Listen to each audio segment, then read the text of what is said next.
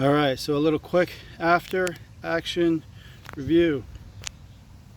So I have these here, had it set up so that when I went to the field, just say plug these in, and I tried to move these forward so that every little bit of weight was forward, just in case, because I had it really balanced right at 100. It was just nose heavy. What I did was each of these ESCs, because they made a lot of weight, whether they were going forward or back, is I put some Velcro on them. So I'll go ahead and pull them out now so that you guys can see where my batteries are.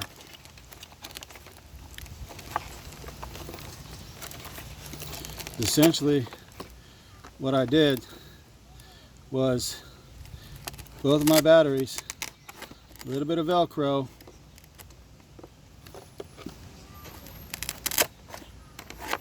and just stuck them right in there, all the way forward in there. Alrighty, so that's it. Now you can kind of see why I didn't clean up this wiring too, because it's like, well, that's where it's got to go.